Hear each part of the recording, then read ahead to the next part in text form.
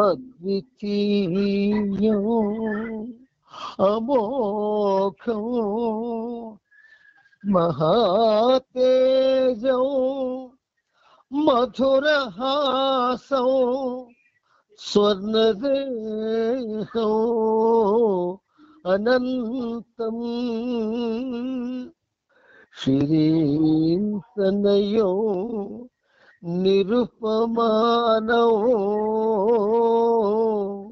ప్రేమ హృదయేశ్వరీశం వందే మెహరం సురనరప్రియం సకల లోకారాధ్యం సకల లోకారాధ్యం శరణో మమ అనంతాత్మా అవతార్ ఎహిర్ బాబా పాహి మాం పాహి మాం ప్రణతులినే మెహరీశ్వరం ప్రణతులివే మెహరీశ్వరం. అవతార్ మెహర్ బాబా కీ జై. ఒక్క నిమిషం మౌనం పాటించండి.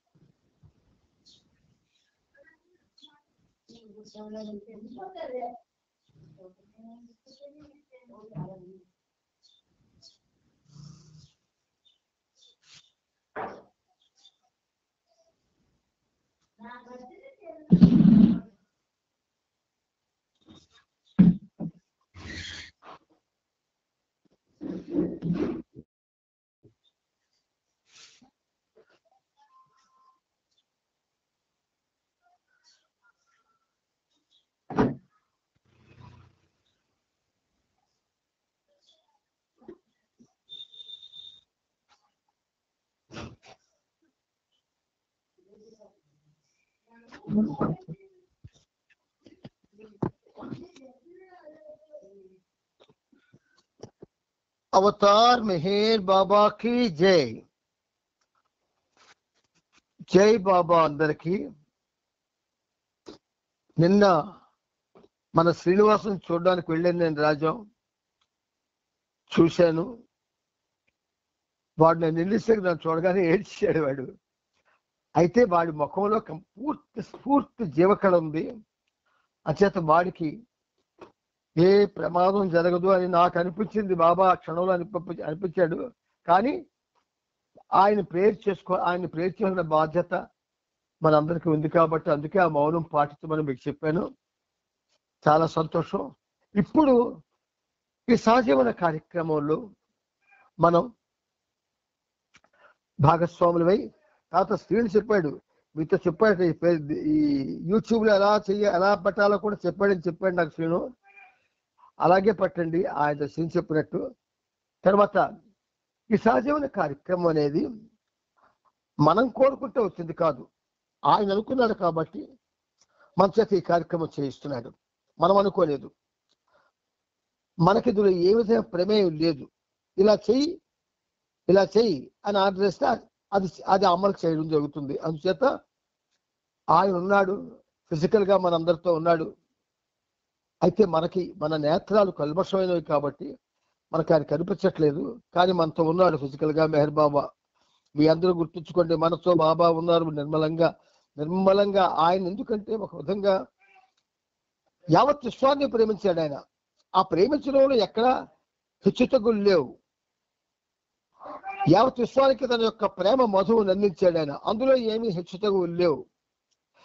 యావత్ విశ్వంలో ఉన్నటువంటి బాబా ప్రేమికులకు అందరికీ కూడా ఒకే రకమైనటువంటి పరిస్థితిని కల్పించాడు ఆయన.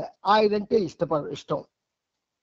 ఈ ఇష్టంగా కాక ప్రేమ, విధేయత, శరణాగతితో, సర్వసమర్పణతో కూడుకున్నటువంటి ఒక పరిస్థితికి మారిపోవాలా, అది ఆయన ఆకాంక్ష. అయితే ఇది మనం లేవు కదా, మరి మనల్ని ఎలాగ ఆయన ఇలాగే ఎక్స్పెక్ట్ చేస్తున్నట్టు ఆయన జర్నీయే కదా. అంటే రెండు ఆయనవి, ప్రీతముడు ఆయనే, ప్రేమికుడు ఆయనే. ప్రేమికుడుగా స్వచ్ఛం అవ్వాలా, ప్రీతముడితో ఐక్యత చెందాలి. మన పాత్రలను ఎందుకు పెట్టాడు? ఒక విధంగా లేని పాత్రల్ని. మరి మెహర్ బాబా ప్రేమికులకైతే కొన్ని రహస్యాలు చెప్పాడు ఆయన ప్రేమికులకి. కానీ ఈ రహస్యాలు యావత్ ప్రపంచంలో ఉన్న అందరి భక్తులకి తెలియవు కదా. ఇప్పుడు ఈ సహజీవనం అనేటటువంటిది, ఈ సహవాసం అనేది మన ద్వారా మిగతా వాళ్ళకి తెలుస్తుంది. ఇప్పుడు మీరు బహుశా అందుకే బాబా మీ చేత ఆ సీన్కి అడిగి యూట్యూబ్లో పెడుతున్నారు. ఇవి ఏవైతే మనం చెప్పుకుంటున్నామో వివరాలు, అవి సామాన్య ప్రపంచంలో ఉన్న వాళ్ళకి తెలియవు. కాబట్టి ఇప్పుడు మీరు చేస్తున్నటువంటి చర్య ద్వారా ఎలా చేయిస్తున్నారు చూడండి బాబా మీ చేత. మీరంతా కూడా ఇది విని, ఇది యూట్యూబ్లో పెట్టడం వల్ల అన్ని మతస్థుల వాళ్ళు వింటారు. ఒకళ్ళు వింటే ఎవడో ఒక్కడు విన్నాడు అనుకోండి, వాడు చెప్తారు నేను విన్నానండి, అది బాగుంది ఆ చరిత్ర అని, లేదా ఏదో ఒకటి చెప్తారు. Something will goes on, we do not know what is it. అదేమిటో మనకు తెలియదు, బట్ జరుగుతుంది. అంటే ఇప్పుడు సెంట్రల్ ద్వారా ప్రపంచంలోకి వెళ్ళండి, సహజీవనం ద్వారా వెళ్తుంది ఇప్పుడు. అందుచేత మీ అందరూ కూడా ప్రేమతో నాకు బాబా ఈ పనిముట్టుకు ఏం చేశాడంటే ఎలా వాడుకోవాలో అలా వాడుకుంటున్నాడు. ఒక విధంగా ఏం చేశాడంటే ఆయన పాదాల దగ్గర కుక్కని చేశాడు. అంచేత నాకు ఫ్రీడమ్ లేదు, స్వేచ్ఛ లేదు. కానీ మీ అందరూ, మనందరం ఒక కుటుంబం. ఈ కుటుంబంలో ఏ విధమైన పొరపచ్చులు కానీ, ఏ రకమైనటువంటి ఇతర ఆలోచనలు కానీ, ఏ రకమైనటువంటి ఇతర భావాలు కానీ ఇంకేమీ లేకుండా మనం జాగ్రత్తలు తీసుకోవాలి. ఒకవేళ ఏదైనా ఒక పొరపాటు భావన వచ్చింది, వెంటనే సరిదిద్దుకోవాలి. బాబా దాన్ని నిలబడి, బాబా ఇలాంటి పొరపాటు భావన నాకు వచ్చిందని క్షమించు బాబా అని ఆయన అడుక్కోవాలి. ఈ సహజీవనం ముఖ్యంగా మనలో స్వచ్ఛత తేవాలి. ఆ స్వచ్ఛత అంటే ప్యూరిఫికేషన్ ఆఫ్ హార్ట్, అది రావాలి. అది రావడం కోసం మనందరం ఏం చేయాలంటే చాలా హాయిగా, ఎక్కడెక్కడో మీరున్నారు, ఇక్కడ నేనున్నాను, నాతో మీకు ఒక విధమైనటువంటి ఎంటాంగిల్మెంట్ బాబా పెట్టాడు. అంచేత ఆయనకి 1,000,000 కోటి పాదాభివందనాల్ని మీ తరపున, నా తరపున, యావత్ ప్రపంచం తరపున సమర్పిస్తూ ఈ సహజీవన కార్యక్రమంలో భాగంగా మనం ఇప్పుడు ఏవైతే ప్రత్యేకమైనటువంటి మెసేజెస్, నిజమైన శిష్యరికం అని చెప్పినటువంటి చాప్టర్ మనం చదువుకుంటున్నాం. ఆ నిజమైన శిష్యరికంలో మనం 5వ తారీఖు చదువుకున్నటువంటి ప్రేమ అర్పణల ద్వారా పరిశుద్ధత అన్నది చదువుకున్నాం. ఇప్పుడు మనం మరికొంచెం ముందుకు వెళదాం. విశ్వాసం యొక్క విలువ. ఇక్కడ ఒక పేరా ఒకటి మధ్య ఉంది, అది నిన్నటిదాకా పేరాయే, అది కూడా చదువుతాను, మీకు వినండి. శిష్యుడు తన బలహీనతల నుండి విముక్తి కావాలంటే మరియు కళంకము లేని అనంతమైన పవిత్రతను పొందాలంటే అతని జీవితాన్ని ఎలాంటి దాపరికము, షరతులు లేకుండా సద్గురువుకు అర్పణ చేసుకోవాలి. ఎంత అద్భుతంగా చెప్పాడో చూడండి. ఆయనకి ఏమిచ్చినా రుణం తీర్చుకోలేం. చూడండి ఎలా అన్నాడు. శిష్యుడు, మనందరం శిష్యులమే. జెండర్ తేడా, ఆనామగా తేడా లేదు మనకి, మనందరం శిష్యులమే. బలహీనతల నుండి విముక్తులు కావాలంటే, బలహీనతలు, అందులో బలమైన హీనతలు అనే అర్థం వస్తుంది. అంటే బలమైన హీనమైనవి, బలంతో కూడి హీనంగా ఉన్నవి, అవి ఏవైతే ఉన్నాయో ఆ హీనతలు, వాటి నుండి విముక్తులు కావాలి. మనకి బలమైన హీనతలు నాకు తెలిసి మన ఫ్యామిలీస్లో ఎవరికి అంత బలమైన హీనతలు ఉండవు. ఒకవేళ సంస్కారాల రీత్యా ఏవైనా బలమైన హీనతలుగా ఏర్పడితే దయచేసి నా కుటుంబ సభ్యులారా అని బాబా మీకు అడ్రస్ చేస్తున్నాడు. నా కుటుంబ సభ్యులారా దయచేసి వాటి నుంచి విముక్తులు కావాలి. ఆ విముక్తులు కావాలంటే కళంకము లేని అనంతమైన పవిత్రతను పొందాలంటే రెండోది, ఒకటి బలహీనతల నుంచి విముక్తి పొందడం, కళంకము లేని అనంతమైన పవిత్రత. అనంతమైన పవిత్రత దాయింది.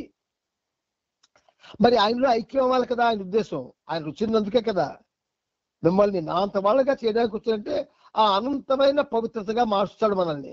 ఆ అనంతమైన పవిత్రతగా మనం ఆ విధమైనటువంటి స్థాయికి వెళ్ళాలి అంటే ఏమవ్వాలి?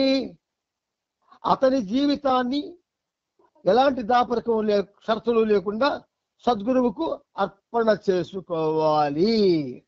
ఇంకా దీన్ని విడమర్చి మీకు చెప్తాను ఏమిటంటే, ఎలాంటి దాపరికం. మన ప్రేమికుల్లో కొంతమందికి సిగరెట్ తాగొచ్చు, లేదా మందు కొట్టొచ్చు, లేదా పేకాట ఆడొచ్చు, లేదా రకరకాలుగా తిరగచ్చు, సినిమాలకు వెళ్ళొచ్చు, షికార్లకు వెళ్ళొచ్చు, ఇలా ఉంటాయి. ఇవన్నీ కూడా మేరు బాబా ప్రేమికుడు చేయదగినవి కావు.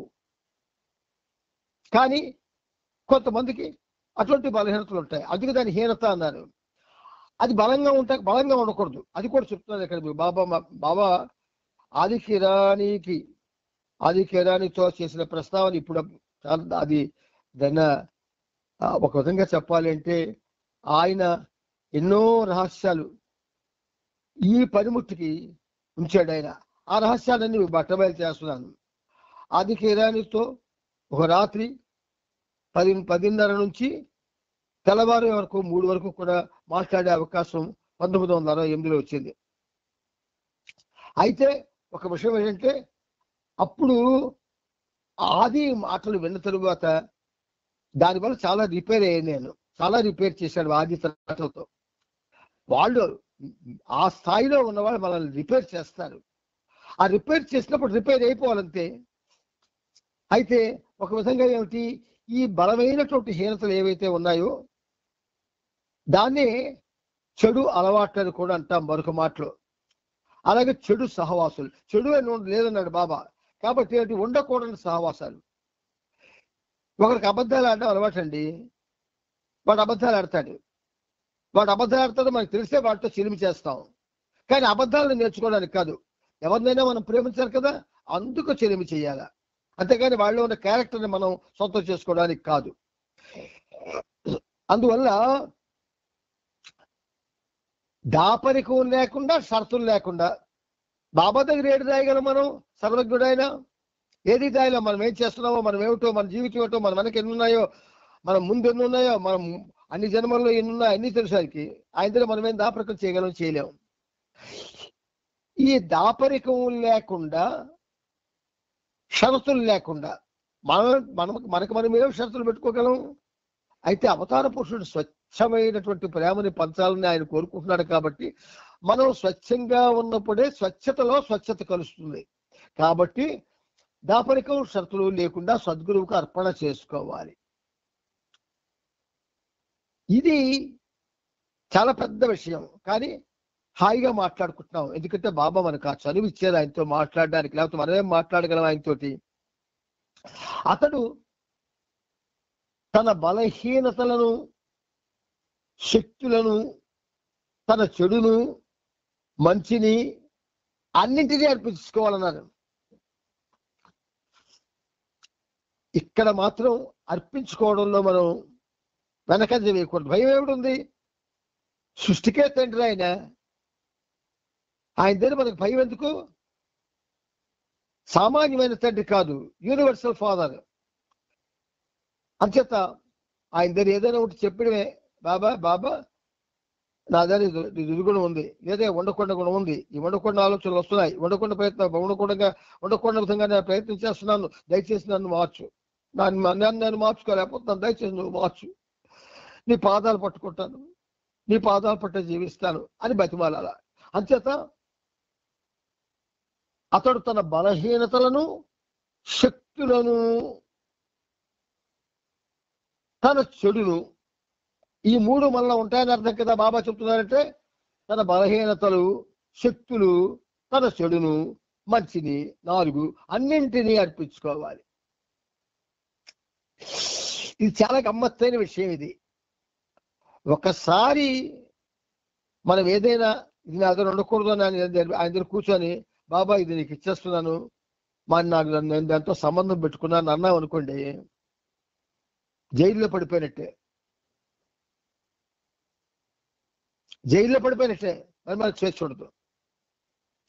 అలాగని మరి ఆయన అర్పించబట్టే మానేస్తామేంటి? మెల్లిమెల్లిగా ఏవైతే బలహీనతలు, శక్తులు అన్నమాట వాడైన. శక్తులు అంటే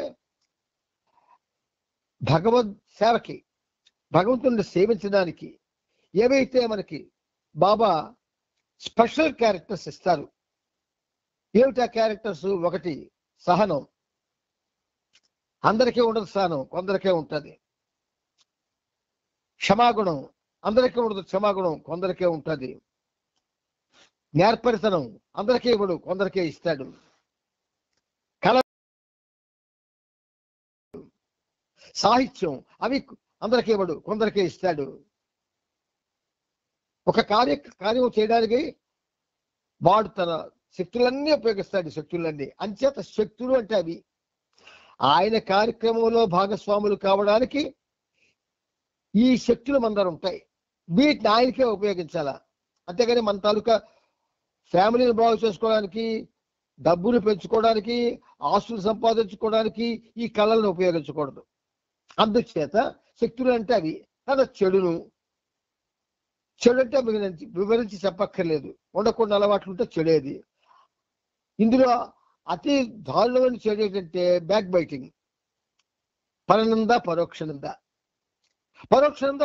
పరనింద అది పర్వాలేదు, కొంచెం క్షమకి అర్హత అయిందే, కానీ పరోక్షంగా మాత్రం క్షమార్హం కాదు. అవి ఎందుకు మనకవి ఇచ్చేద్దాం. ఇవన్నీ ఇప్పుడు అనుకున్నవన్నీ ఇచ్చేద్దాం ఆయనకి. మన దాన్ని ఏమైనా ఉంటే ఇచ్చేద్దాం ఆయనకి. అంచేత అన్నింటినీ అర్పించుకోవాలి.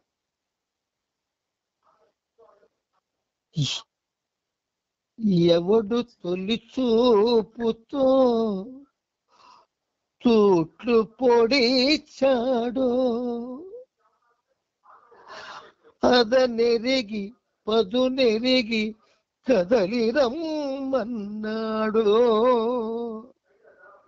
చూడండి ఎంత అద్భుతంగా రాయించాడు. ఎవడు తొలి చూపుతో తూట్లు పొడిచాడో. తొలి చూపుతో తూట్లు పొడడం ఏమిటి? బాబాని ఎవరి ద్వారా తెలుసుకుంటాం. ఆయన కళ్ళలోకి వచ్చి వాళ్ళతో ప్రత్యక్షయో ఆయన సహవాసం మనకి ఇవ్వడు కదా, ఎవరి ద్వారా తెలుసుకుంటాం. ఆ తెలుసుకున్నప్పుడు అప్పుడు మనకు చాలా స్నేహాలు ఉంటాయి, చాలా అలవాట్లు ఉంటాయి, బలహీనతలు ఉంటాయి, ఇవన్నీ ఉంటాయి. అప్పుడు నీకు అవకాశం వస్తాడు తన ప్రేమికుడిగా జీవించడానికి. అప్పుడు చూస్తాడు, నీ దిక్కు చూసి ఇస్తాడు అనమాట. ఇలా చూస్తాడు చూపు.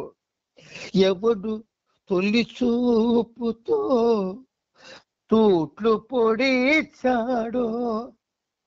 ఉళ్ళంతా కూడా కన్నా చేసేస్తాడు ఆయన చూపుతో. ఇన్నున్నాయి నీలో. అదనెరిగి పదునెరిగి కదలి రమ్మంటాడో. అతని చరణములకే అంకితం, అతని చరణములకే అంకితం, అంకితం జీవితం. అతని చరణములకే అంకితం, అతని చరణములకే అంకితం. ఈ అంకితం అన్నమాట ఎప్పుడైతే అన్నామో మరి మనకి ఎవరు ఉండరు, మనమే ఉంటాం, ఆయన మనమే. కానీ అలా లేవు, ఎవరు ఉండవు, అందరూ ఉన్నారు. అయితే మరి తూట్లు పడాలి కదా, ఇంకా తూట్లు పడాలి కదా. అంచేత అన్నింటినీ అర్పించుకోవాలి. అతని అర్పణలో ఎలాంటి సంకోచాలు షరతులు ఉండకూడదు. అతని ఆత్మార్పణ ఎంత సంపూర్ణంగా ఉండాలంటే అతని మనస్సులో ఏ రకమైన కోరిక యొక్క ఛాయ కూడా రహస్యంగా దాగి ఉండడానికి వీలు లేదు. ఎలాంటి మాట్లాడాడు, ఎంత అద్భుతమైన మాట్లాడాడు చూడండి మనతోటి బాబా. వింటుంటేనే నాకు ఒక విధంగా అవి ఎన్నిసార్లు చదివి వింటున్నా భయం వేస్తూ ఉంటాను నాకు. ఏమైనా నేను ఇంకా రిజర్వేషన్ చేసుకున్నానేటో అని. అంటే సామాన్య మానవులం కదా, మనకు చాలా రిజర్వేషన్స్ ఉంటాయి, దాచుకుంటాం.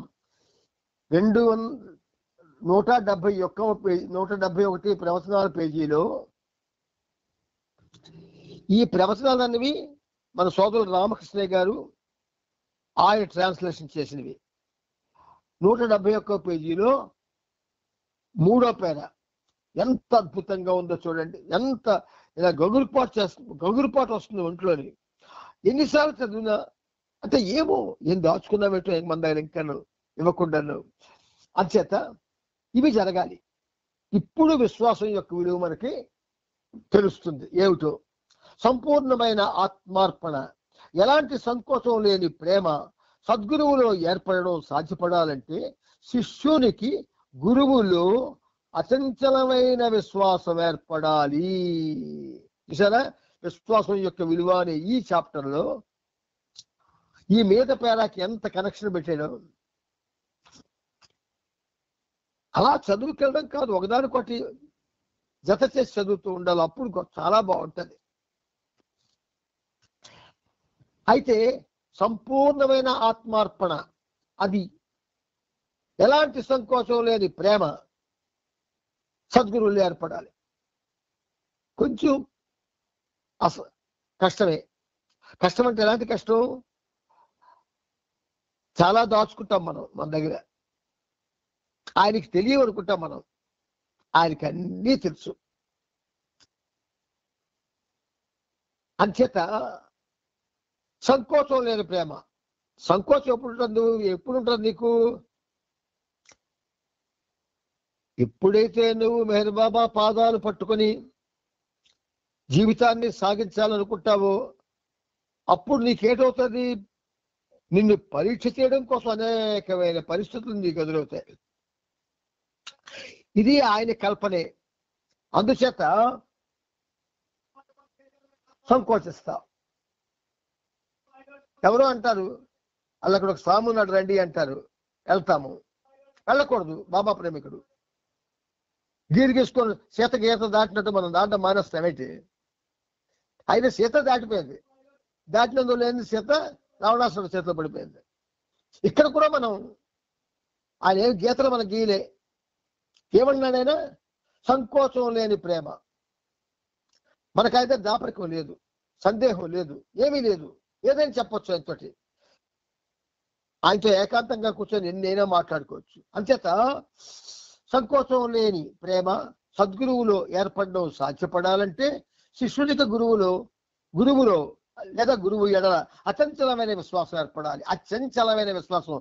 అందులో మరి చంచలం ఉండడానికి వీల్లేదు. నువ్వు మెహర్ బాబా అన్న నామం చేయడం మానేస్తావా? నరికిమంటావంట. నరికిసుకో అన్నాడు అంటాడు అనమాట. నరికి నువ్వు నా ప్రాణం ఈ మాత్రం నాలో ఉంచినా సరే నేను ఆయన నామం చేయకుండా ఉండలేను అని అంటాడు. అలాగే ఆయనకి సంబంధించి ఏదైనా అనకుండా మాట అంటే మనం బాబా ప్రేమికులుగా క్షమిస్తాం, కానీ హృదయం క్షమించదు. ప్రేమించిన హృదయం క్షమించదు. ఇలా ఉంటాయి. ఆత్మార్పణ చేసుకునే ముందు ఎన్నో అర్పణల తర్వాత ఆత్మార్పణ అవుతుంది. ఆ అర్పణలన్నీ కూడా నిర్మలంగాను, స్వచ్ఛందంగాను, సంకోచం లేకుండాను, భయరహితంగాను, ఆనందంగాను చేయగలగాలి. అందుచేత ఏర్పడాలి, అచంచలమైన విశ్వాసం ఏర్పడాలి. గురువు యందు విశ్వాసం నిజమైన శిష్యుని యొక్క అత్యావశ్యకమైన అంశం. అత్యావశ్యకమైన అంశం. మీరు మాట్లాడుతున్న వ్యక్తి మీ కాల్ ని హోల్డ్ లో ఉంచారు. దయచేసి లైన్ లో వేచి ఉండండి. The person you are speaking with has put your call on hold. Please stay on the line. आप जिस व्यक्ति से बात कर रहे हैं उसने आपकी कॉल को होल्ड पर रखा है. कृपया लाइन पर बने रहें. చూడండి, హోల్డ్ లో పెట్టారని చెప్తుంది. ఎవరైనా హోల్డ్లో పెడితే దయచేసి హోల్డ్ క్లిక్ చేసేయండి. మనం ఈ 1 అవర్ మాత్రం ఈ 1 అవర్ బాబాకి అంకితం చేశాం. మనకు దీని మీద అధికారం లేదు. ఈ 1 అవర్లో మనం బాబాతో ఉండాలి. అంచేత అంటే మీరు మాట్లాడితే నేను డిస్టర్బ్ అవుతాను.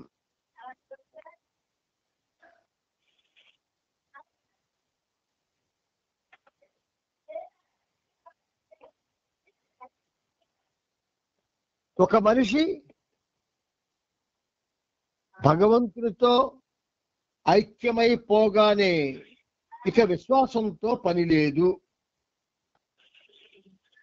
ఐక్యమైతే విశ్వాసంతో పని లేదు. ఒక మనిషి తనను మనిషిగా తెలుసుకున్న తర్వాత ఆ విషయమైన విశ్వాసంతో పనే ఉంటుంది. కానీ భగవదైక్యం పొందే వరకు గురువు ఎడల ఉండే విశ్వాసం అతనికి మార్గదర్శకమైన ప్రకాశం లాగా నా ఒక చుక్కాని వలె ఉంటుంది.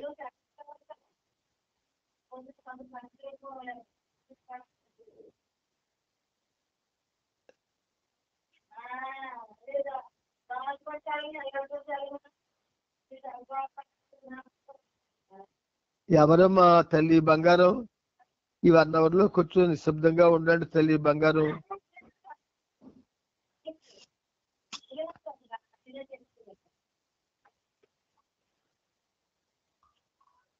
అంచేత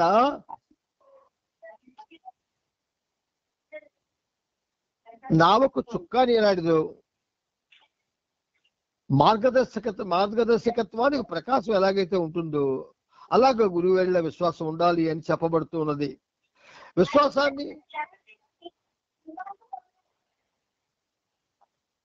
విశ్వాసాన్ని గుడ్డిదానిగా వర్ణించడం సరికాదు.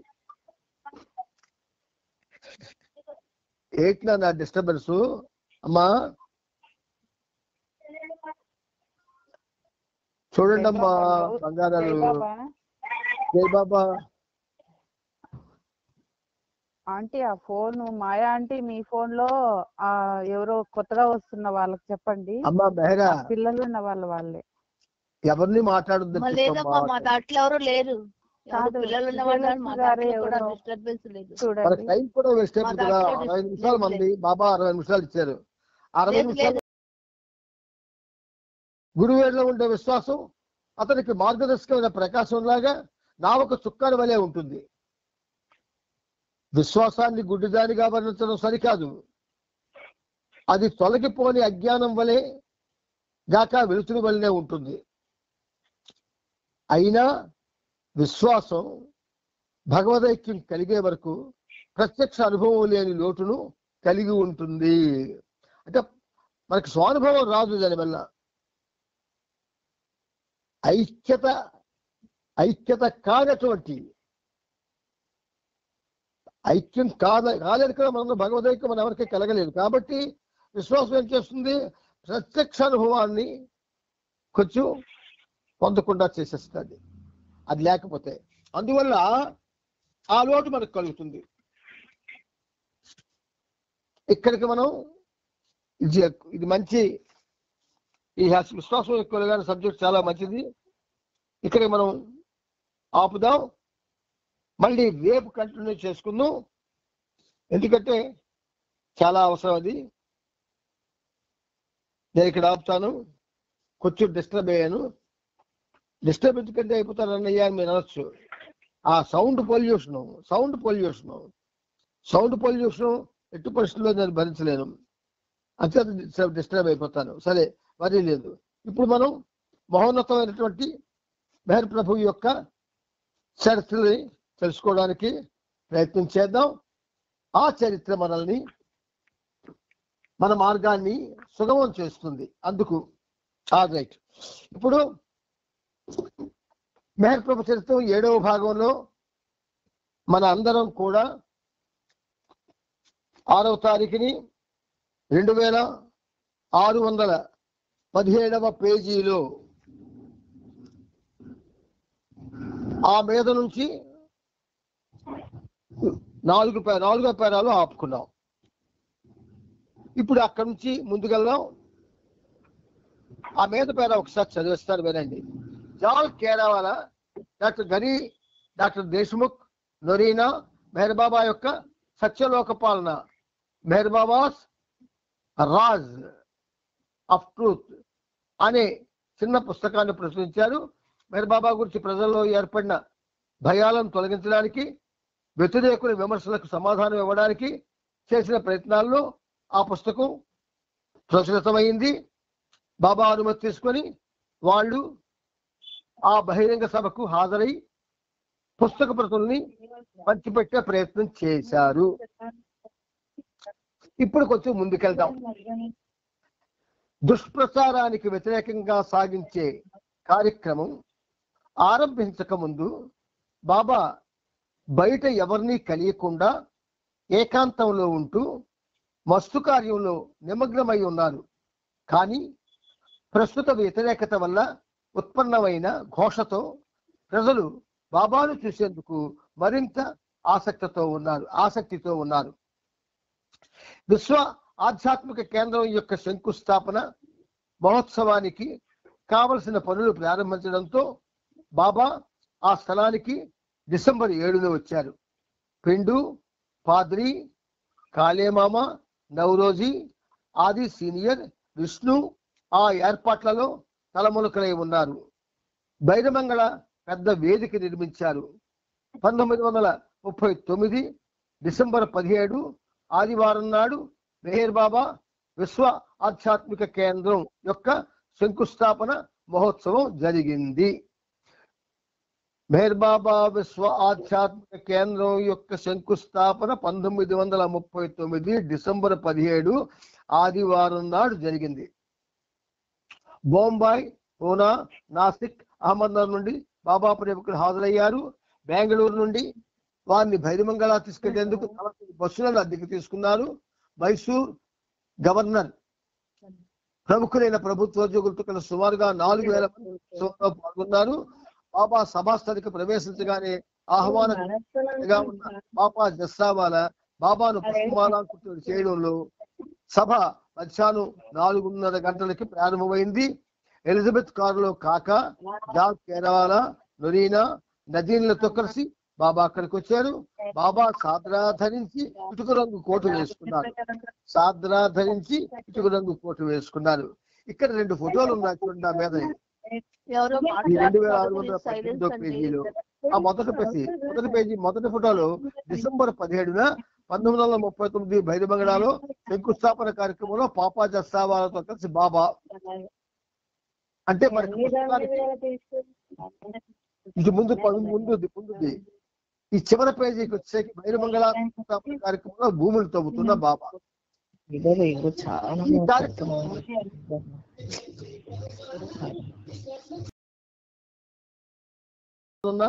సప్తలోహ పార దాని యొక్క విశిష్టతల గురించి గని మాట్లాడాడు. అప్పుడు బాబా భూమిని తవ్వి పునాది రాయి వేయడానికి ముందుకు వచ్చారు. ప్రత్యేకంగా తయారు చేసిన రాతి ఆసనంపై బాబా కూర్చున్నారు. ఆ ఆసనమే ఇప్పుడు తయారవుతున్న ప్రధాన భవనంలో మూలరాయిగా కార్నర్ స్టోన్ గా ఉండబోతుంది. కామర్ స్టోన్ గా బాబాను స్తుతిస్తూ జయ జయధ్వనాలు మిన్నంటగా రాతి ఆసనం నుండి లేచి బాబా ప్రత్యేకమైన సప్తలోహము పారతో నేలను 7 సార్లు తవ్వి కొద్దిగా మట్టిని తీశారు. తరువాత ప్రత్యేకమైన ఆ రాతి ఆసనంపై తిరిగి కూర్చున్నారు. ఇప్పుడు బాబా ఇచ్చిన ఈ దిగువ సందేశాన్ని సంపత్ అయ్యంగార్ చదివి వినిపించారు. మనం అప్పుడు లేవు కదా, అక్కడ లేవు స్పాట్ లో, కానీ మనకు అవన్నీ వినే అవకాశం, విని అర్థం చేసుకునే అవకాశం, అర్థం చేసుకోవడం కాదు ఆ దృశ్యాన్ని చూసే అవకాశం కూడా బాబా ఇస్తున్నారు. చూడండి, నేడు ప్రపంచం యావత్తు యుద్ధంలో మునిగి ఉంది. అది రాజకీయ, ఆర్థిక, సామాజిక మరియు మతపరమైన అన్ని జీవిత రంగాలను కబళించింది. సహజంగా తన వరకు తన సంరక్షణ, తన క్షేమం చూసుకోవాలనే భావన ప్రతి ఒక్కరికి ఉంటుంది. దాంతోపాటు భయం, భవిష్యత్తు పైన అనిశ్చితాభావంతో ఆ భావనను మరింత పెంచుతుంది. ఆ భావనే వివిధమైన మారు పేర్లతోనూ, పడికట్టు మాటల రూపంలోనూ, చాలా చురుగ్గా దురుసుగా బయటపడుతుంది. ఏర్పాటు తత్వం జాతీయతగా ప్రదర్శితమవుతుంది.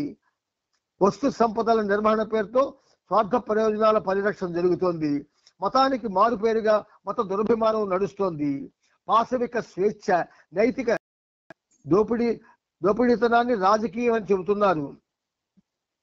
జీవ పరిణామ ప్రక్రియలో దిగువ స్థాయికి చెందిన పశుపక్షాదుల్లో సహజ ప్రవృత్తిగా ఉన్న ఈ స్వీయ పరిపోషక లక్షణం సెల్ఫ్ ప్రిజర్వేషన్ న్యాయమైంది మరియు ప్రకృతి సిద్ధమైనది. కానీ ఈ గుణమే మనిషిలో వ్యక్తమైతే అతను ఒక మాట్లాడే పశువు కన్నా అధికమేమీ కాదు.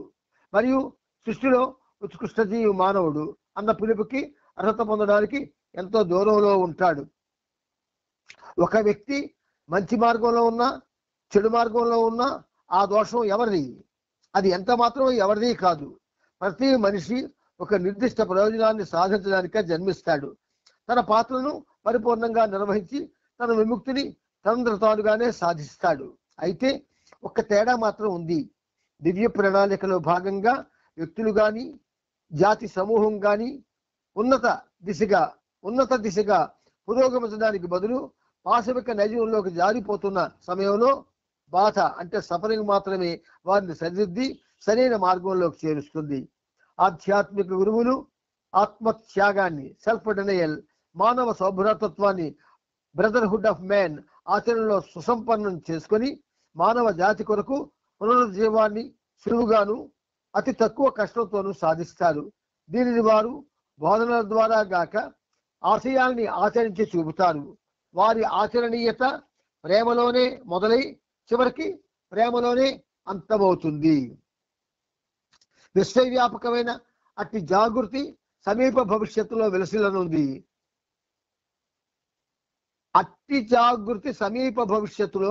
వెలసి ఉంది. ఈ జాగృతి ప్రకటమయ్యే సమయానికి ధీటుగా సమాయత్తమయ్యేందుకు ఈ రోజు ఈ విశ్వ ఆధ్యాత్మిక కేంద్రం స్థాపించబడింది.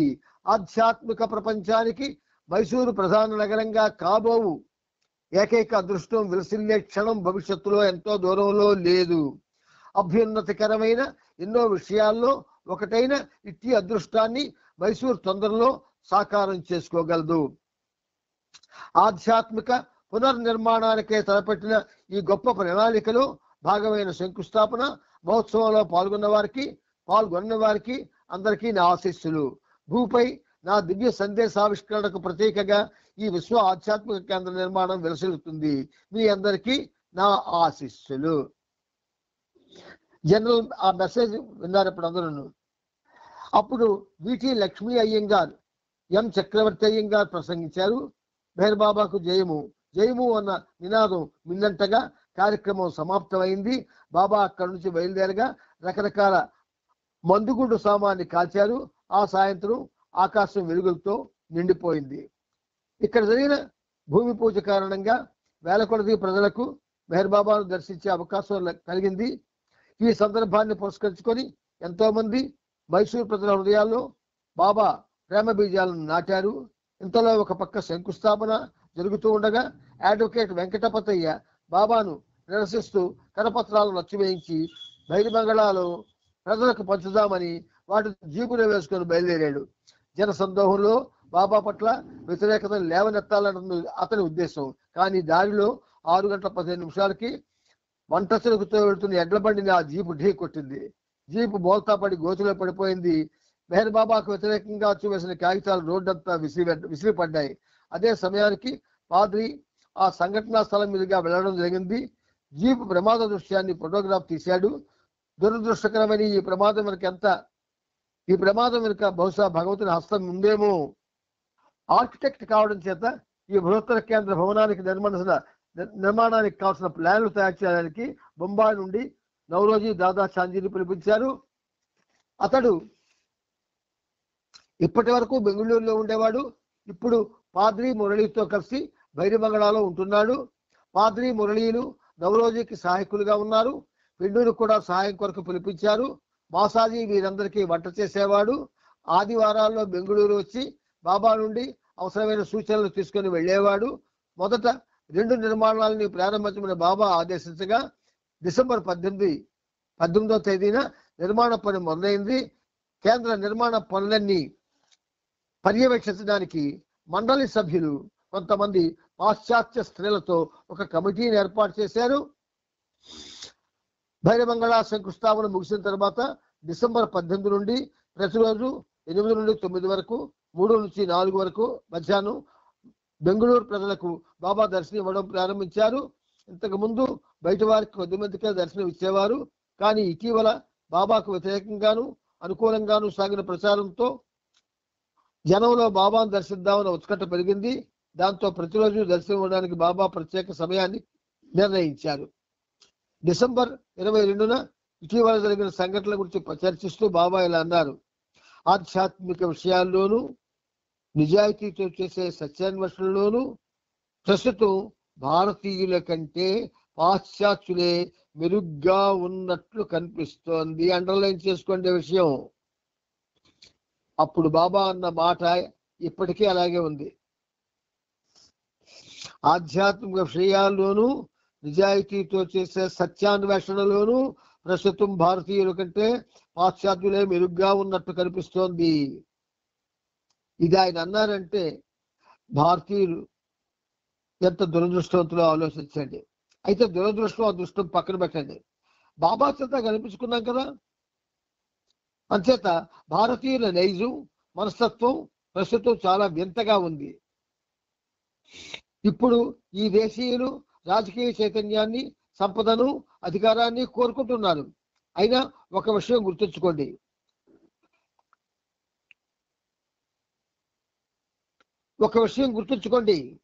ప్రపంచంలోని ఏ ప్రదేశంతో పోల్చినా భారతదేశంలోనే ఎక్కువ మంది మస్తులు ఉన్నారు. కానీ మొత్తం మీద ఇక్కడ పరిస్థితి శోచనీయంగా ఉంది. సత్యపదం విషయానికి వస్తే మాత్రం భారతీయుల ఆధ్యాత్మిక విశ్వాసం ప్రశ్నించడానికి వీలు లేనిది. చూసారు ఏమన్నారు? ఇక్కడ మనస్తత్వం ప్రస్తుతం చాలా వింతగా ఉంది. భారతీయుల నైజము మనస్తత్వం అన్నారు. కిందకు వచ్చేసరికి సత్యపదం విషయానికి వస్తే మాత్రం భారతీయుల ఆధ్యాత్మిక విశ్వాసం ప్రశ్నించడానికి వీలు లేనిది అన్నట్టుగా బాబా మాట్లాడారు. అంటే ఇది కితాబ్ కాదు, బహుమానం కాదు, జాగ్రత్తగా ఉండమని. కానీ ఈ దేశ పండితులు తమ మేధస్సుతో చేసే కుప్పిగతులే దుర్బలంగా ఉన్నాయి. భవిష్యత్తులో మీరే చూస్తారు. బాబా దర్శనానికి వచ్చిన ప్రజలు సహజంగా యుద్ధాన్ని గురించి ప్రశ్నలు వేసేవారు. వారికి యుద్ధం యొక్క తప్పనిసరి ఆవశ్యకతల గురించి బాబా తెలియజేసేవారు. కొన్ని రోజుల తర్వాత బాబా ఘనీతో యుద్ధం గురించి నేను ఇచ్చే సందేశాలు ప్రకటనలు అన్నీ ఒక చోట వ్రాసిపెట్టు, తరువాత ముద్రణ చేయించి పంచిపెట్టు అని చెప్పారు. ఘని చిరునవ్వుతో చిన్న పుస్తకానికి ఏం ప్రభావం ఉంటుంది, నీవే అవతారమై ఉండగా ఇలాంటి పుస్తకాలు పంచడం ఏమంత సమస్యం కాదు అన్నాడు. ఇక్కడ కరపత్రాలను జవాబుగా బాబా ఇలా సుదీర్ఘమైన వివరణ ఇచ్చారు. కరపత్రాలను పంచిపెట్టాల్సిన అవసరం అవతారునికి ఏర్పడిందంటే ఎంతటి దుర్భరమైన దుస్థితికి ప్రధానికం వచ్చిందో అర్థమవుతుంది కదా.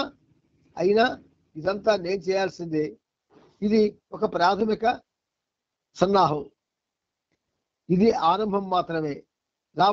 రాబోయే వాటికి నేను తగిన భూమికను సమాయత్తపరుస్తున్నాను. మీరు బుద్ధిహీనులు. యుద్ధానికి ముందు ఉత్తర ప్రతుత్రాలు నడిచాయి, సమావేశాలు నిర్వహించారు. కానీ తరువాత నిరసనలు, వ్యతిరేకతలు వచ్చాయి. యుద్ధం ఆరంభమయ్యేసరికి ఇవన్నీ దేనికి పరిజ్ఞానివిగా అయ్యాయి, బాంబులు పేలాయి. యుద్ధాన్ని గురించి నేనిచ్చే ఈ వివరణలు ఒక రకమైన వార్తగా పరిస్థితిని చక్కదిద్దుకునేందుకు ప్రజలకు ఒక అవకాశాన్ని కలుగజేస్తాయి. ప్రజలు వీటిని వినకపోతే ఆధ్యాత్మిక బాంబులే వస్తాయి. ఇన్ని సంవత్సరాలు నాతో ఉండి నన్ను గ్రహించలేదా, నేను ఎలాంటి వాడినో తెలియదా, నేను ఇక్కడికి వస్తాను, నా మౌనాన్ని బదులు మాట్లాడతానని అమెరికాలో బాహాటంగా ప్రకటించి ఏమీ చేయకుండా ప్రపంచాన్ని లెక్కలేనని నన్ను ఎక్కంగా ప్రపంచాన్నే లెక్క చేయని నన్ను ఇంకా గ్రహించలేదా అంటున్నాను బాబా. నా గురించి ప్రపంచం ఏమనుకున్నా నేను లెక్క చేయను. నా విశ్వకార్యం కోసం నేను ఏదైనా చేస్తాను. ప్రపంచం అంతా ఏకమై ఎదురు తిరిగినా నేను చేయవలసింది చేస్తాను. కానీ జరగాల్సిన సమయంలోనే అంతా చేస్తాను. నేను బోధిస్తాను, కొడతాను, రెండూ చేస్తాను. ఈ జనరలైజ్ చేసుకోండి. నేను బోధిస్తాను, కొడతాను. అంటే మరి అలా మాట్లాడకపోతే మనలో చలనం రాదు కదా. బాబా ఎందుకు అలా మాట్లాడాల్సి వచ్చింది? చలించాం మనం. అందుచేత కానీ ప్రస్తుతం భారతదేశం అవసరానికన్నా మించి రాజకీయాల్లోనూ మాయలోనూ మునిగి ఉంది. ఎంతో బాధాకరంగా ఆధ్యాత్మికతలో వెనకబడిపోయింది. ఇది విచారకరమైన, ఇది యథార్థం. 1939 డిసెంబర్ 24 ఆదివారం సాయంత్రం ఒక సాదాసీదా పల్లె ప్రాంతపు వకీలు అంటే ప్రేరణలు నిరాడంబరమైన వస్త్రధారంతో బాబా దర్శనార్థం వచ్చాడు. స్వచ్ఛమైన ప్రేమ గురించి బాబా అతనికి వివరించారు. బాబా అతనితో విషయాలు చేస్తూ ఉన్న వారి మధ్య సంభాషణ ఇలా జరిగింది అని చెప్పబడింది.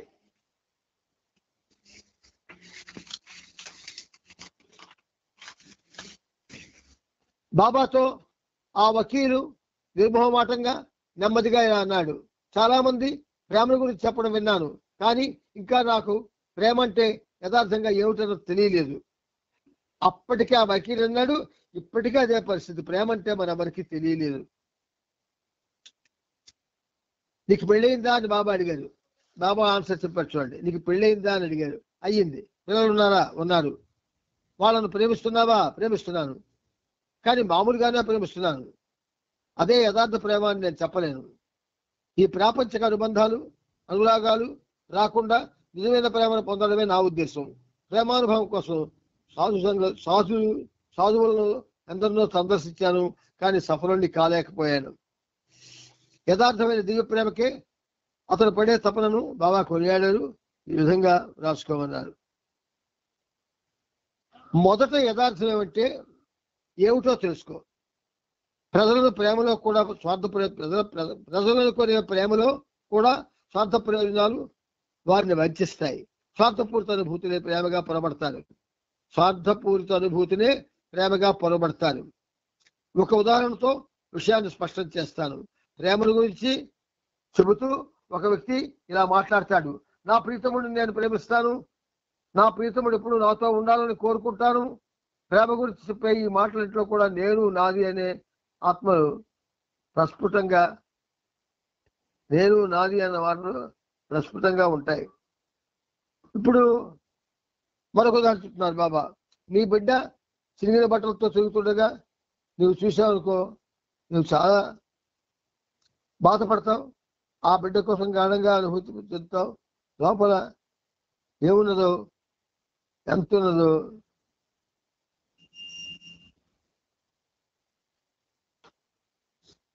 లోన ఎంత బాధగా ఉన్నదో ఆ బిడ్డకు మంచి దుస్తులు వేసి ఆనందంగా ఉంచేందుకు నీ శక్తి మేరకు పాటుపడతావు. ఉదాహరణ చెప్తున్నారు బాబా. అదే మరొకరి బిడ్డను వీధిలో అదే పరిస్థితుల్లో చూసావనుకో, నీ బిడ్డ కోసం పడ్డట్టుగా బాధపడతావా? అలాగే వ్యవహరిస్తావా? అలా కానప్పుడు నీ బిడ్డ పట్ల నీవు చూపించే ప్రేమ స్వార్థపరమైనది అని, నిజమైన ప్రేమ కాదని చెప్పొచ్చు. ఇలాంటి పరిస్థితుల్లోనే ఎవరో తెలియని వారి బిడ్డ పైన కూడా నీ సొంత బిడ్డ పైన చూపినట్లే నీకు అనుభూతి కలిగితే అది నిజమైన ప్రేమ అయినా కలిగిందని చెప్పవచ్చు. బాబా కాసేపు ఆగి స్వచ్ఛమైన ఈ దివ్య ప్రేమను ఎలా అనుభవించగలమో చెప్పసాగారు. అవతార పురుషులు తన యొక్క కార్యక్రమాన్ని తానే నడుచుకోవడానికి ఒక నిర్ణయం తీసుకుంటే ఆ నిర్ణయానుసారం జరుగుతుంది. అయితే ఒకటి, స్వార్థపరత్వం పూర్తిగా లేకపోవడమే స్వచ్ఛమైన ప్రేమకు నిజమైన లక్షణం, అసలైన పరీక్ష. స్వచ్ఛమైన ప్రేమలో స్వార్థం ఉండదు.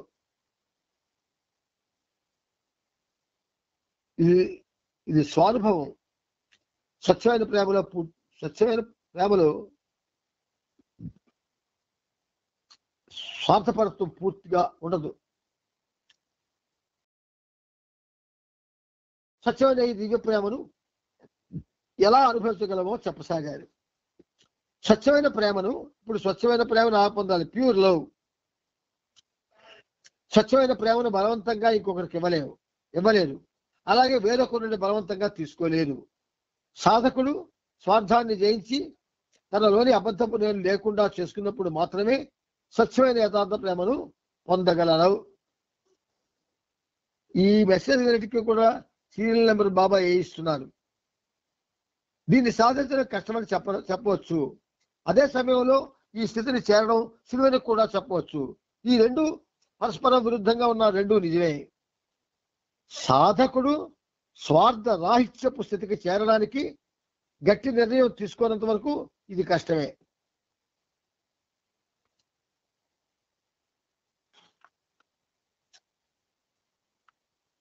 స్వార్థరాహిత్యపు స్థితికి చేరడానికి సాధకుడు గట్టి నిర్ణయం తీసుకోనంత వరకు ఇది కష్టమే. ఆ స్థితిని చేరడానికి కృతనిశ్చయం లేనప్పుడు అధమస్థితిలో ఉన్న ఆత్మతో అంటే లోవర్ సెల్ఫ్ తో సంబంధం ఉన్న బాహ్య బంధనాలు, ఎక్స్టర్నల్ అటాచ్మెంట్స్ చాలా శక్తివంతంగా ఉంటాయి. దాంతో సాధకుడు గమ్యాన్ని చేరడం అసాధ్యం అనుకుంటాడు.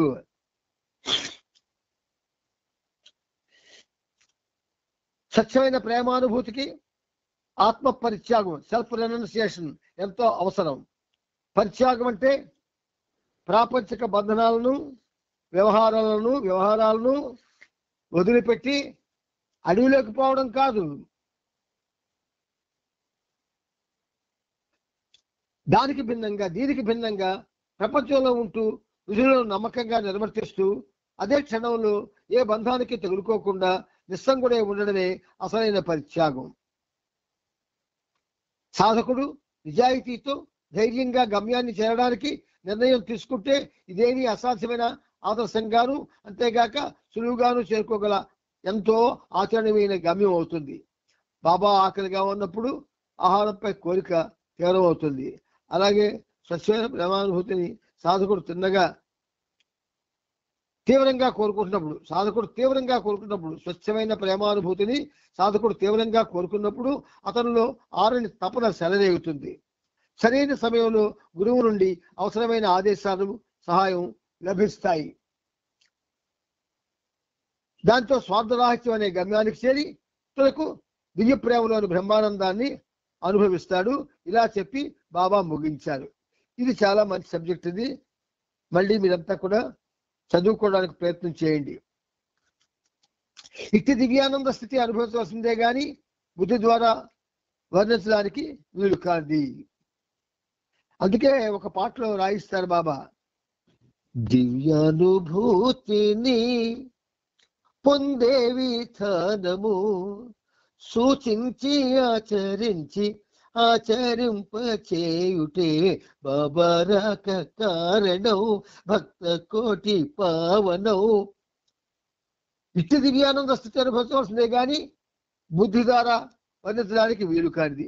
బెంగళూరులో ఉండగా బాబా 5 రోజుల పాటు వరుసగా నాటికలు వేయమని శ్రీమండలిని ఆదేశించారు. ఒక నాటిక ఆఫ్రికాలోని కొండజాతికి సంబంధించింది. అందులో ఒక వేటగాని పాత్ర రాను నటించింది. వేటగాని భార్య పాత్రను ఐరన్ పోషించింది. కొండజాతి నాయకుడిగా కేటి, అతని కూతురుగా మణి నటించారు. కర్మన్ మాసి, సోనా మాసి, మను ఆ తెగ సభ్యులుగా నటించారు. క్రిస్మస్ కోసం 1939 డిసెంబర్ 25 సోమవారం ప్రతి గ్రూపు ఒక్కో హాస్య నాటికలు వేశాడు. యేసుక్రీస్తు శిలువ దృశ్యాన్ని రొరీనా తయారు చేసింది. స్టేజి పైన జనం గుంపులుగా వెళ్తున్నప్పుడు పూలు జలమని సుల్తాన్ దౌలాలకు అప్పచెప్పారు. స్టేజి పైన వాళ్ళని కూర్చోమన్నారు. అయితే వీరిద్దరూ ఆంగ్ల భాష రాదు వీరిద్దరికి. అయినా కొన్ని ఆంగ్ల వాక్యాలు వాళ్ళు చెప్పాలి. నొరీనా జీసస్ వేషంలో సిలువను మోసుకుంటూ స్టేజ్ పైకి రావడంతో వీళ్ళిద్దరూ ఆ దృశ్యానికి ముగ్ధులై తమ పాత్రలను మర్చిపోయారు. గుంపు స్టేజిని దాటిన తర్వాత దౌలాకు తన పాత్ర గురించి గుర్తుకొచ్చింది. అప్పుడు వీరిద్దరూ పూలు పట్టుకొని పర్షియాలో అరుస్తూ గుంపు వెనకాల పరిగెత్తారు. ఆ నాటికలో ఈ భాగం చాలా బాగుందని బాబా వ్యాఖ్యానించారు. మరొక నాటికలో మెహర్వాన్ జస్సావాలా బట్లర్ అంటే వంటవారిగాను, మణి అతని యజమానిగాను వేషాలు వేశారు. కానీ మేర్వాన్ తన యజమానిగా ఉన్న మణికి శాల్యూట్ చేసే బదులు బాబాకు శాల్యూట్ చేశాడు. దానికి బాబా ముఖం ఎర్రగా కందిపోయినట్టుగా నవ్వారు.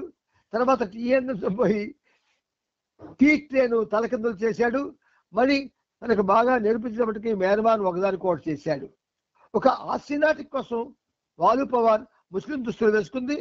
డ్రెస్సును నాజా సరిగ్గా కట్టనందున వాళ్ళు స్టేజ్ మీదకి రాబోతూ తూలిపడింది. దాంతో ఆమెకు చికాకు కలిగి స్టేజ్ మీద కోపంతో కనిపించింది. ఆ కోపం వల్ల ఆమె పాత్రకు తగ్గట్టు నేర్పడిన ఉర్దూ మాటలను బదులు మరాఠీలో మాట్లాడసాగింది. ఇది కూడా బాబా వినోదానికి సరదాకు కారణమైంది. ఒక నాటికలో డాక్టర్ పాత్ర వేసిన రానో చేత ఉర్దూలో మాట్లాడించారు. ఇంకో నాటికలో నొరీనా డాక్టర్ పాత్ర వేసింది. నటన ప్రదర్శనలో కేటీ ఎప్పుడు మంచి నేర్పరే. సోదరి మణి ఇలాంటి హాస్య నాటికలు ఎన్నో తయారు చేసింది. వాటిని సాధారణంగా క్రిస్మస్ కి మెహ్రా జన్మదినాన ప్రదర్శిస్తూ ఉంటారు. తన తల్లి బెంగళూరులో ఉన్నప్పుడు బాబా ఆమెకు ఏ విధమైన ప్రత్యేక హోదాను ఇవ్వదలుచుకోలేదు. అందరికీ వండిన పదార్థాలనే ఆమెకు కూడా తినమనేవారు. గైవే ఒకరోజు షిరీన్ కోరికపై వంకాయ వేపుడు కూర చేసి మను చేతికిచ్చి షిరీన్కి పంపించింది. షిరీన్ గదిలోకి మను ట్రే పట్టుకొని వెళ్తుండగా బాబా అటు రావడం జరిగింది. చేతిలో ఏమిటని బాబా అడగ్గా షిరీన్ కోసం వంకాయ వేపుడు కూర అని చెప్పింది. బాబా గైమాయని పట్టుకొని, మా అమ్మకు వంకాయ పెట్టి చంపుదాం అనుకున్నావా? వంకాయ మంచిది కాదని నేను నీకు చెప్పలేదు అని నిలదీశారు. కానీ ఆమెకు చీవాట్లు పెడుతూనే బాబా ఆ వేపుడు కూరను ఆస్వాదించసాగాడు. కూరను పూర్తిగా తినేసరికి షిరీన్ మెట్ల దిక్కు కిందకు వచ్చి అదంతా గమనిస్తూ ఉంది. ఆమె ఉండలేక మే రోగ్, వంకాయ నీకైతే మంచిది, మాకైతే చెడ్డదా అని అడిగింది.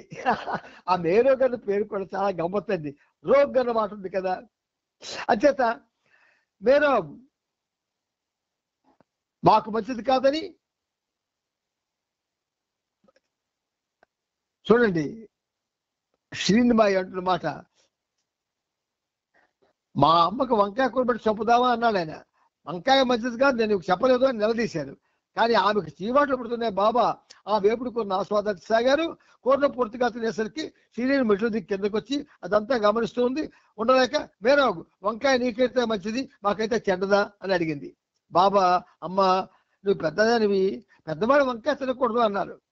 తనను ఏడిపించడానికే బాబా మరోసారి అలా చేస్తున్నాడని షిరీన్కి తెలుసు. మరొక సందర్భంలో బెంగళూరులో బాబాకు అందమైన ఖరీదైన సాలువాను ఎవరో కానుగ్గా ఇచ్చారు. దానిని చూసి షిరీన్ మెచ్చుకొని బాబా తప్పకుండా దాన్ని తనకే ఇస్తానని అనుకుంది. కానీ బాబా ఒక పేదవాని వెళ్ళి ఆ సాలువాను అతనికి ఇచ్చేశారు. దీంతో షిరీన్కి కోపం వచ్చింది. నీకు బుద్ధి ఉందా లేదా మేరోగ్? ఏమైనా పిచ్చా? మరి ఆ మనిషి నీకైనా గొప్పవాడా? అతని పాదాలకు వంగి నమస్కరించి అంత ఖరీదైన సాలువాని ఇచ్చేస్తావు? అతడు చూస్తే వారం రోజులుగా ఏమీ తినట్లేదు. అంత విలువైన సాలువా అతను ఏం చేసుకుంటాడు? దాన్ని నమ్మేసి దొంగసారా కొనుక్కొని తాగుతాడు అని అంది. నాకెవ్వరూ గొప్ప కాదు, తక్కువ కాదు. నీలోనూ అతనిలోనే ఉన్నది నేనే. నీలోని నాకు ఆ సాలువా నచ్చలేదు, అతనిలో నాకు నచ్చింది, అందుకే దాన్ని అతనికి ఇచ్చాను అని బాబా చెప్పాడు. అసలు బాబా మాటలు అవి మాటలా లేకపోతే ముత్యాల మూటలా అనిపిస్తుంటుంది ఒక్కొక్కసారి. నాతో అలా చెప్పకు. రోడ్డు మీద పోయే అలాంటి వారి పాదాల మీద నీ తల ఉంచగా చూడడం నాకు అసలు ఇష్టం ఉండదు అని శ్రీని గట్టిగా అరిచింది. బాబా భుజాలు ఎగరేస్తూ నేనేం చేయను, అందరిలో నన్నే చూసుకుంటాను, అలా చేసుకుంటే నాకు ఆనందంగా ఉంటుంది, నేను తప్ప ఇంకెవరూ లేరు అన్నారు. ఒకసారి గైమే పట్టు చీర షిరీన్ కట్టుకుంది. అది చూసి బాబా ఈ చీర ఎవరిది అని అడిగారు. నీకెందుకు అని షిరీన్ అంది. చూడు, నేనంతో పాతకోటు అతుకులతో ఉన్నదాన్ని వేసుకున్నాను. అవతారుణ్ణి అయినా ఎలా జీవిస్తున్నానో చూడు. అవతారుడే చిరిగిపోయిన మాసికలతో ఉన్న కోటు వేసుకొని తిరుగుతూ ఉంటే మరి నీవు అవతారుని తెలివై ఉండి ఇలా పట్టు చీర కట్టుకోవడం తగునా అన్నారు. అలాంటి బట్టలు వేసుకోమని నీకు ఎవరు చెప్పారు? నీకు ఇష్టమైనవి నువ్వు వేసుకో, చిరిగిపోయే చీరలు నేను కట్టుకోను. నీ అవతారుడు కాకున్నా బాగుండేది, చూస్తుంటే నాకు తప్ప నువ్వు అందరి వాళ్ళ ఉన్నావు అని అంది. నాకు తప్ప నువ్వు అందరి వాళ్ళ ఉన్నావు నువ్వు అంది. ఒక సందర్భంలో బాబా కర్మన్ మాసితో నీవు గతంలో బుద్ధునికి పినతల్లివి అని చెప్పి గైమాయితో 700 ఏళ్ల తర్వాత మళ్ళీ నేను వచ్చినప్పుడు నీవు నా తల్లిగాను కర్మన్ మాసి నా తండ్రిగాను ఉంటారు అన్నాడు. ఇది విని షిరీన్ గైమాయితో అవతారం తల్లిగా ఎప్పుడు ఉండకు, అదెంతో బాధాకరమైన బ్రతుకు, నా ఎక్కట్లు చూడడం లేదా, లోకులు నిన్ను ఎంత అవమానపరుస్తున్నారో, నా జనం నాకు శాంతి లేకుండా చేశారంది. బాబా తండ్రి తరపున బంధువులకు కూడా బాబాతో గాఢమైన అనుబంధం ఉండేది. షెరియార్ చెల్లెలు ఫిరోజాను మామి అని పిలుస్తారు, అంటే మేనత్త అని అర్థం. ఆమె ఒకసారి తన ఇష్టడైన మేనల్లుడిని బాబాను చూద్దామని బెంగళూరు వచ్చింది. చూడండి ఆ మీదని ఈ 2628 పేజీల మీద చూడండి, బాబాను షిరీన్ మాయి ఎలా ఉన్నారు అది చూడండి. ఒకసారి బాబా ముఖం షిరీన్ మాయి ముఖం చూడండి ఎంత ప్యారలల్ గా ఉన్నాయో. నవ్వు చూడండి. రాత్రి భోజనం చేసి ఆమె చేతులు కడుక్కునేందుకు బాబా బాత్రూమ్కి వెళ్ళింది. సాయంకాలం కాపలా చగనవంతు ఆమె లోపలికి వెళ్లకుండా చగన ఆపాడు. ఫిరోజా కోపం వస్తుంది. నేను బాబా మేనత్తను, నన్ను ఆపడానికి నీవెవరు అని అడిగింది. బాబా విశ్రాంతి తీసుకుంటున్నారు, ఎవరు లోనికి వెళ్ళకూడదు, దయచేసి వెనక్కి వెళ్ళండి అని చగన్ చెప్పాడు. కోపంతో ఫిరోజా వెళ్ళిపోయింది. బాబా చగన్ పిలిచి దేని గురించి గొడవ జరుగుతుందని అడిగారు. జరిగిన విషయం బాబాకు చెప్పగా ఫిరోజాను వెనక్కి పిలిపించారు. అప్పుడు బాబా చగన్కు కన్ను కొట్టి, చూడండి చగన్కు కన్ను కొట్టి ఆమె ముందు తిట్టడం మొదలెట్టారు. ఏరా పంది, నా మామీని చేతులు కడుక్కునేందుకు కూడా లోనికి రాకుండా అడ్డుపడతావా? ఆమె కాళ్ళు పట్టుకొని క్షమాపణ కోరు, మరెప్పుడు ఆమె పట్ల ప్రవర్తించుకో, ఆమె అవతారునికి మేనత్త అని మండిపడ్డారు. బాబా చెప్పినట్టు సగం చేశాడు. ఫిరోజా సంతృష్టి చెందింది. అప్పుడు బాబా ఆమెతో అసలు విషయాలు చెప్పారు. మామి ఇక్కడకు రాత్రిపూట రాకుండా జాగ్రత్త పడు, ఒక దెయ్యం నా వెంటపడి తిరుగుతోంది, అందుకే జగన్ నిన్ను రానియకుండా అడ్డుపడే ప్రయత్నం చేశాడు, రాత్రిపూట ఇటు రావడం నీకు ప్రమాదం. ఎంత భౌతికంగా ఆయన చేష్టలు, ఆధ్యాత్మికంగా రహస్యమైన వాతావరణం దాని వెనక ఉంటుంది. ఓ అలాగా, నాకు తెలియదు, ఇంకెప్పుడు ఇటు రాను అని చెప్పి బయటకు వెళ్ళింది. ఇటువంటి అవతార పురుషుడు, ఇటువంటి మహోన్నతుడు మనకి ఎంతటి అవకాశం ఇచ్చాడు చూడండి. బాబా జగన్ బాగా నవ్వుకున్నారు. మామి చాలా అమాయకురాలు అని బాబా చమత్కరించారు. ఇదే సమయంలో మద్రాసు నుండి ఒక స్వామి బాబా దర్శనం కోసం వచ్చాడు. మద్రాసులోని ఒక లక్షాధికారి నన్ను నీ వద్దకు పంపాడు, నీ దర్శనం నాకు నచ్చితే అతను కూడా ఇక్కడికి వస్తాడు అని ఆ స్వామి బాబాతో చెప్పాడు. అది విని బాబా చిన్నవి నవ్వి ఆ లక్షాధికారి దర్శనానికి ప్రతినిధి ద్వారా దర్శనం అనే ఒక కొత్త పద్ధతి కనిపెట్టాడు. అతడు చూడగా చాలా తెలియని వాళ్ళ ఉన్నాడు, ఇదో కొత్త తరహాలా ఉంది అని చెప్పారు. మళ్ళీ వెంటనే బాబా ఒక క్వశ్చన్ చెప్పు, దాహం లేకుండా నీళ్ళెలా తాగుతారు అని అడిగారు. ఆ స్వామి అర్థం చేసుకొని మర్యాదగా నిష్క్రమించారు. సరే, ఎంత ఎంత చలోక్తో. డిసెంబర్ 27 ఉదయం మండల సభ్యుల మధ్య పాపము మరియు పాపాత్ములు అన్న విషయంపై చర్చ జరిగింది. బాబా ఇలా వ్యాఖ్యానించారు. ఇది ఇలాంటివి జాగ్రత్తగా మనం జ్ఞాపకించుకోవాలి. నీ దృష్టిలో ప్రవర్తన బాగుపరుచుకొని మంచిగా మారలేనంత చెడ్డవాడెవడు ఉండడు. ఎంత భ్రష్టు పట్టినా ప్రతి వాడు తన ప్రవర్తన సరిచేసుకొని చివరికి మానవ జాతికి తలమాణిక్యమైన సుగుణమూర్తి కాగలడు. ఈ అవకాశం ప్రతి ఒక్కరికి ఉంటుంది. క్రిస్మస్ ముగిసిన వెంటనే సరోజ్ తన భార్య వీలు, పసివాడు మేర్వాన్, రుస్తుం పిల్లలు మెహరు, నగ్గులతో కలిసి బెంగళూరుకు తిరిగి వచ్చాడు. కొన్ని వారాల పాటు మెహరు, నగ్గు, లింక్స్ బంగళాలు బాబా మరియు శ్రీమండలతో పాటు ఉన్నారు. డిసెంబర్ 30 మధ్యాహ్నం వచ్చిన సందర్శకుల్లో కాషాయం దుస్తులు ధరించిన బాబానంద్ అనే బాలస్వామి ఉన్నాడు. తనలాగే కాషాయ దుస్తులు ధరించిన వేరొక స్వామితో కలిసి ఈ స్వామి వచ్చాడు. ఈ రెండవ స్వామి ఇదివరకే బాబాను కలిసి ఉన్నాడు. ఆ స్వామికి బాబాకు మధ్య ఈ దిగువ సంభాషణ జరిగింది. భగవదన్వేషణలో నేను సర్వం సన్యసించాను. నా తండ్రి, తల్లి, కుటుంబం సర్వాన్ని వదిలిపెట్టాను. చూడండి బాబా చెప్తున్న మాటలు. భగవదన్వేషణలో నేను సర్వము సన్యసించాను. నా తండ్రి, తల్లి, కుటుంబం సర్వాన్ని వదిలిపెట్టాను. ఇండియాలోని అనేక ప్రదేశాలకు వెళ్ళాను. టిబెట్ కూడా వెళ్ళాను. అప్పుడే రామేశ్వరం నుండి వస్తున్నాను. మీ గురించి నాకు బెంగళూరులో తెలిసింది. మీ దర్శనం చేయనీయకుండా చాలా మంది నిరుత్సాహపరిచిన నాలోని అంతఃప్రేరణ వల్ల మిమ్మల్ని ఎట్టి పరిస్థితుల్లోనూ దర్శించి తీరాలని నిర్ణయించుకున్నాను. ఈ రోజు మీ దర్శన భాగ్యం కలిగినందుకు ఎంతో సంతోషంగా ఉన్నాను అని బాబానంద్ చెప్పాడు. బాబా కూడా అతన్ని కలిసినందుకు సంతోషం వ్యక్తం చేశారు. అతను కరులైన సాధకుడిని అభినందించి తల్లిని, తండ్రిని, కుటుంబాన్ని త్యాగం చేయడం సులువే కానీ భగవంతుడిని సాక్షాత్కరింప చేసుకోవడం చాలా కష్టం అని హెచ్చరించారు. భగవద్ అనుభవం కోసం నా జీవితాన్ని అర్పించడానికి కూడా సిద్ధంగా ఉన్నాను అని బాబానంద్ బదులు ఇచ్చాడు.